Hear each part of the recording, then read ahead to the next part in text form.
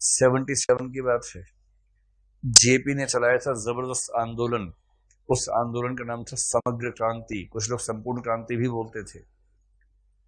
संपूर्ण क्रांति का आंदोलन पूरा सफल नहीं हो पाया। 77 के इलेक्शन में सरकार बनी, लेकिन जेपी का स्वास्थ्य उस बीच में इतना खराब हुआ कि जेपी सरवाइव नहीं कर पाए। तो जेपी का जो सपना था, उस सपने को सचमुच साकार कौन करेगा? ये बच्चा करेगा, ऐसी कल्पना वो कर रहे हैं। आज यही संपूर्ण क्रांति का बेड़ा सचमुच पार करेगा। हिंसा और अहिंसा दोनों बहनें इसको प्यार करेंगे। हिंसा क्या अहिंसा क्या, दोनों बहनें हैं भाई। कोई भी समझदार व्यक्ति, जैसे कल परसों हमारी बात हुई, मैंने पूछा कि आप में से कौन कौन संकट के समय हत्या नहीं करेंगे, तो आप सबने थोड़ी देर के बाद मान लिया कि हाँ हम कर देंगे हत्या। शुरू में आप में से कुछ लोगों ने सैद्धांतिक स्टैंड ले लिया था कि हत्या तुम कर ही नहीं सकते। फिर आपको समझ में आएगी ऐसी स्थितियां बन सकती है कि आपके हाथों हत्या हो जाए, कौन सी ऐसी बड़ी बात है। लेकिन इसका मतलब ये थोड़ा कि शौक है हत्या करने का, कि आप तलवार लेके ढूंढ रहे किसको मारे किसको मारे, ऐसा थोड़ा है भाई। संकट आएगा तो हत्या कर देंगे, ऐसा क्या है, कोई भी कर देगा। लेकिन आमतौर पर कोई हिंसा क्यों करे? कोई भी समझदार व्यक्ति यही चाहेगा कि जब तक अहिंसा से काम चले, अहिंसा से ही काम चले, और जब संभव ना हो तब हिंसा की जाए। तो बापू बनने का क्या फायदा है? नहीं हिंसा नहीं करनी है, एकदम नहीं करनी, ऐसा थोड़ा ना होता है। जीवन ऐसा थोड़ा है। जैन धर्म के लोगों ने अहिंसा पर इतना जोर दिया, इतना जोर दिया, बड़ा अव्यावहारिक सा मामला है समाज के लिए।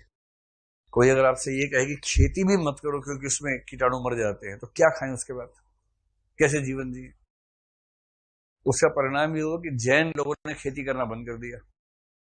खेती बंद की तो बिजनेस शुरू कर दिया, अमीर हो गए सब लोग, बाकी लोग खेती करते रह गए। तो तर्क शायद ये है कि खेती मत करो पाप होता है, लेकिन किसी और की खेती का खा लो उसमें पाप नहीं होता है।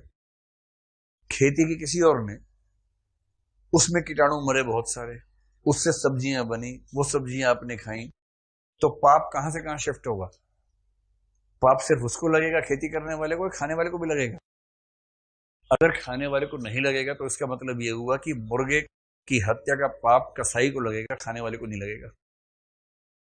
आपका बहुत मन कर रहा है मुर्गा खाने का, आप कसाई के पास गए, आपने कहा एक टेस्टी सा मुर्गा दो जिसकी मसल्स अच्छी हो, क्योंकि मुझे मांस खाना है, मुलायम मांस खाना है। और उसने कई मुर्गे उठा उठा के दिखाया आपको, देखो इसका, देखो इसने बॉडी बिल्डिंग कर रखी है, ठीक से, ये वाला अच्छा लग रहा है।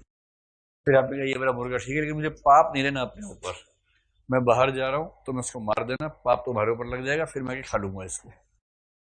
तो उसने काटा, और उसके बाद आप गए, आपने उसको भून के खा लिया, या भुनवा भी किसी और से लिया और उसके बाद खा लिया।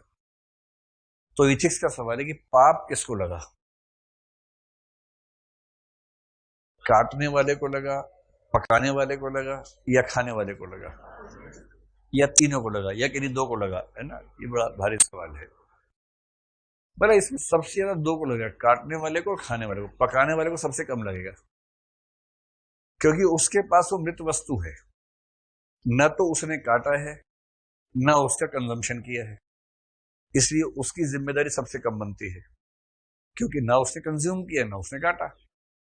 कटा हुआ था, अगर वो नहीं पकाएगा तो संसाधन वेस्ट भी हो गए, कम से कम किसी को तो खाने को मिल जाएगा। जब मर ही गया तो कम से कम खा ही लो उसको। लेकिन जिसने काटा है उसका पाप भी थोड़ा कम है, वो तो रोजगार है, क्या करे, जिंदा रहने उसको क्या करेगा। सबसे बड़ा पापी वही है जिसने खाया है उसको। इस तर्क से अगर देखें तो जैन धर्म कहता है कि खेती मत करो, पर खा लो खेती वाला, तो पाप कहां से कहां शिफ्ट हो जाएगा? क्यों खाएगा, शिफ्ट होगा। लेकिन एक है बहुत प्यारा सा गोलूपन है कि नहीं नहीं हम नहीं खाए, हम नहीं करेंगे, हम खेती नहीं करेंगे, हम इस चीज से दूर रहेंगे। तो मार्क्सवादी ये सब नहीं मानते हो, तो हिंसा बहुत जरूरी है। हिंसा और अहिंसा दोनों का महत्व है। जब तक अहिंसा से काम चले अहिंसा पर चलो, जब अहिंसा से काम न चले तब हिंसा कर दो।